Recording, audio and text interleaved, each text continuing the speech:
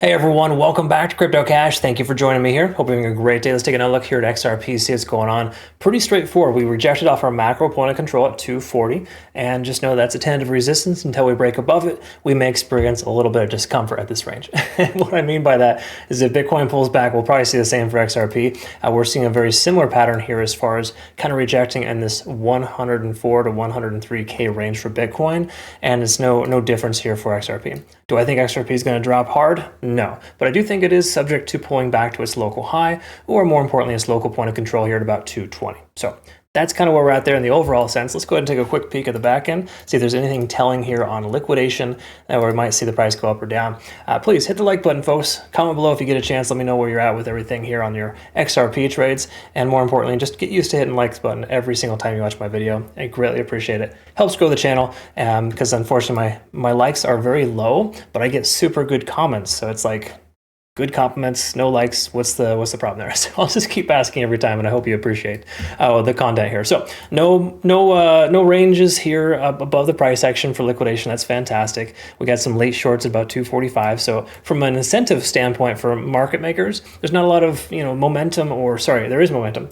There's not a lot of motivation for them to want to push the price action higher because they can't destroy anyone else because no one else is shorting, right? Until those shorts start to pile up, the likelihood of pullback makes sense because nobody else is selling, so they're going to go ahead and sell themselves. That's kind of how that works. Because again, today's Friday, people are getting paid. You got to recognize that we're going to see these late pumps here on Friday, and they're going to come corrective on Saturday or Sunday. So just be mindful of that. Liquidation delta is at about 1.5. Between 1 and 1.5 billion. This is actually very, very high for this coin. We rarely see it above 500 million. So that's a good sign, shows a lot of sustainability there. I wouldn't bet against this coin right now. Taking a look here at 222, that's the area of which I wanted to try to get in. Unfortunately, price came down like 223 and continued higher after my analysis yesterday. So I'm a little bummed I didn't get in on that long, but it's okay. Better to wait and not FOMO in than it is to FOMO in and feel really bad about an entry, right? Never force a trade. I actually had to remind my community earlier today about that. There's only a couple of people that were kind of like sour about not getting any trade signals here recently, but you got to recognize, folks, like less than 48 hours ago, we were like way down in the market and things were looking fully bearish. We were looking ready for a shift. And then, 5 Trump tweets later, we're up about 20% on all of our bags. I'm totally happy about it. Just recognize that comes with missed opportunities based on how ridiculous the market has been lately, giving us tons of false positives, and then out of nowhere, we just break bullish. Okay, so speaking of breaking bullish, daily time frame, we're above our descending trend. We have been for about a week and a half, 2 weeks now. So that's a very positive sign. We're out of the tentative woods so far, and we're breaking bullish. Now, I don't want to say we've broken bullish fully because we're not above 240. That's a very strong amount of resistance there with our local range, our point of control there. We have the most amount of volume in that range. Okay, and that implies sustainability below the price because there's exit liquidity that occurs when that happens. You got to understand that there's areas in which the price action gravitates towards, and at that level, it's be treated like a resistance, not a support. So 240 is our tentative resistance. That's a great consideration for a short, just kind of blindly shooting from the hip, kind of letting you know in that sense. Those are things I look for here. Now, am I going to short at 240? Maybe. It depends on how the weekend persists rather. But for the most part, Bitcoin, expecting that to pull back in the next 24 to 48 hours, at least by a little bit. We may see a corrective pattern from altcoins.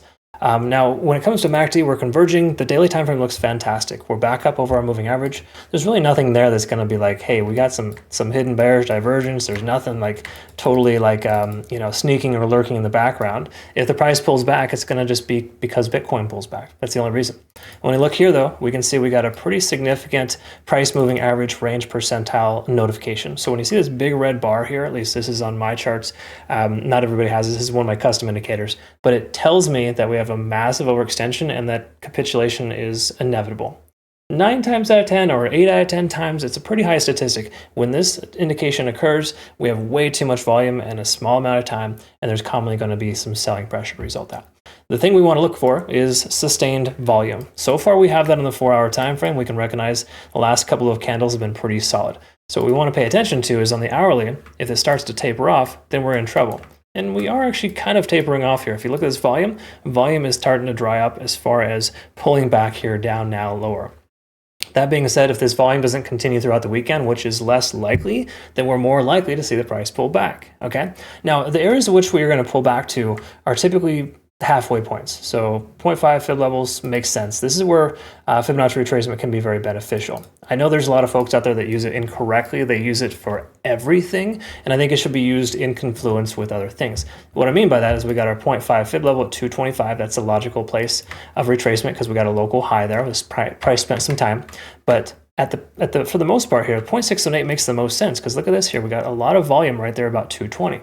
So between 220 to 225, I stand by my analysis from yesterday. That's a solid place to consider a long if the price were to pull back to that level. Okay, so that's kind of what we're looking for. I'll post this on our Twitter, Telegram, and Discord, or playout chart, just so you understand roughly what that looks like. But the overall sentiment here is that we're still very bullish. Short-term correction makes sense over the weekend, but I do think that the overall, you should be considering more longs versus shorts. You're better off waiting for the price to pull back than to try to short to that level. That's the concept. Now, this may seem contradictory because I have a short position open with Bitcoin, but that's just one trade. I'm not getting super heavy with my trades. And the main reason why is because there's a pretty strong amount of money flowing out in the market right now. You don't want to try to bet against it, okay? Now, weekends, commonly seeing selling pressure over the weekends. I think we've seen about, 15 out of 17, 15 out of 18 weekends so far this year have been red.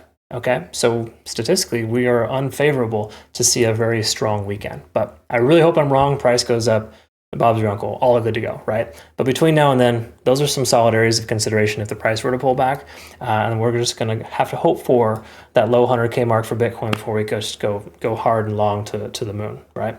Metaphorically speaking, of course, I will never tell you that the price is going to the moon. I kind of avoid all astronomy. Sorry, is it astrology or astronomy? I always get those two confused, but I try to avoid those references because they don't belong in trading, because only emotional traders say those things, right?